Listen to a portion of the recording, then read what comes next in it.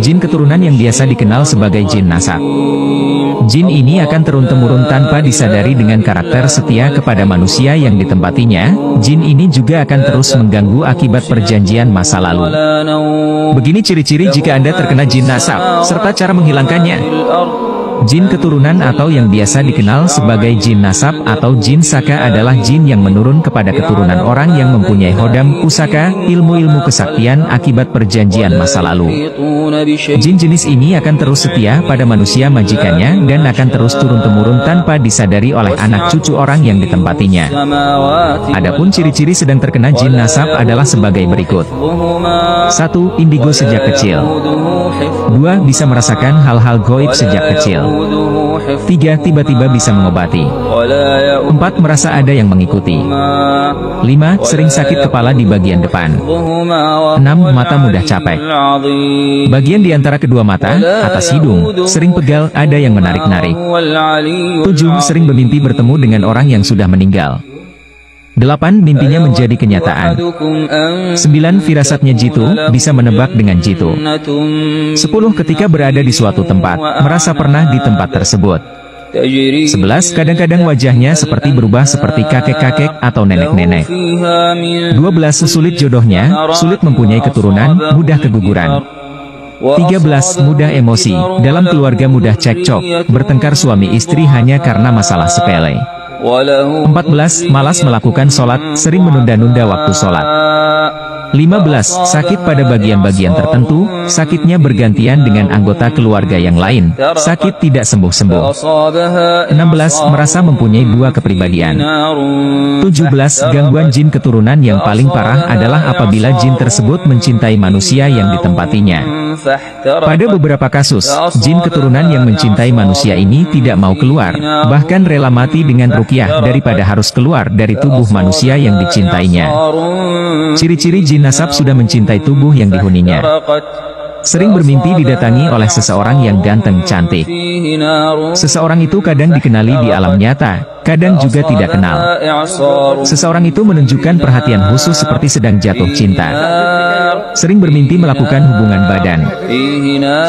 Sering terasa ada sesuatu yang bergerak di bagian kemaluan hingga menyebabkan kemaluan menjadi gatal atau menimbulkan perasaan birahi yang memuncak. 2. Kadang atau sering, tiba-tiba merasa benci dengan pasangannya, suami, istrinya.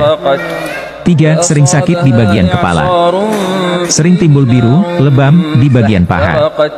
Sering lemas, ngantuk, letih, dan lesu. 4. Mudah jatuh cinta kepada lain jenis. Ada kecenderungan melakukan perselingkuhan dan rawan terjadi perceraian. 5. Mempunyai daya penarik tersendiri, terutamanya kalau yang memandang juga mengalami gangguan jin. 6. Malas menunaikan sholat. Seperti adanya halangan dan kadang-kadang dengan sengaja melewatkan sholat. 7. Jika jin itu adalah jin keturunan, maka mimpi tersebut biasanya sudah berlangsung sejak kecil.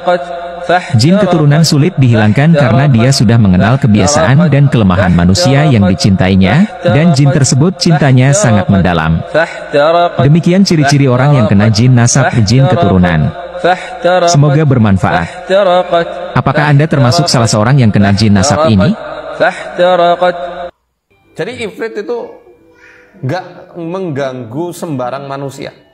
Dia nggak akan mengganggu seseorang kecuali yang dulunya pernah bermitra dengannya atau mengikat dengan suatu ikatan perjanjian khusus. Jadi ifrit nggak akan mengganggu manusia kalau nggak pernah ada perjanjian itu. Iya. Kenapa? Dia lagi nagih nih. Mana perjanjian yang dulu? Walaupun bukan kita yang ngelakuin ya, tapi misalnya nenek moyang gitu. Kan mereka kasih sinyal, Mas. Misalnya ya, ifrit ini pernah mengadakan perjanjian dengan nenek moyang, dengan leluhur. Otomatis orang yang mau dijadikan penerus kan dikasih sinyal. Mimpi, diantaranya mimpi dinikahin ini. Mimpi dengan pernikahan yang begitu megah adalah suatu tanda bahwa orang itu dipilih untuk menjadi penerus ilmu titisan dari leluhurnya. Ini ilmu sihir.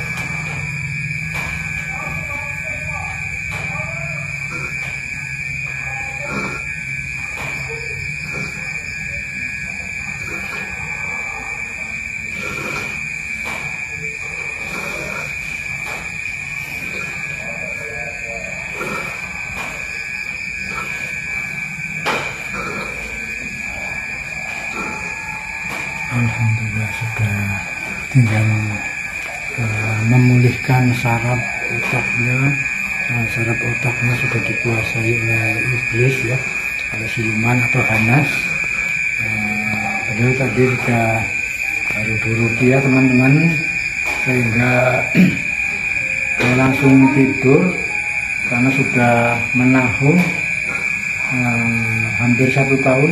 Dia tidurnya enggak normal teman-teman, tidurnya tidur bangun enggak ada 1 jam tidurnya, paling berapa menit, 1 menit 2 menit bangun, sehingga otaknya sudah dikuasai oleh iblis. Otak, jantung, ginjal, lambung, persendian sudah dikuasai oleh hanas teman-teman. Inilah ciri-ciri orang yang kena gangguan non medis maupun medis teman-teman. Setelah diruqyah dia merasa mual, terus lemas, lalu tidur teman-teman. Itulah ciri-ciri kena gangguan medis maupun non medis. Oke, begitu dulu teman-teman dari saya Budi Hidayatullah. Wassalamualaikum warahmatullahi wabarakatuh.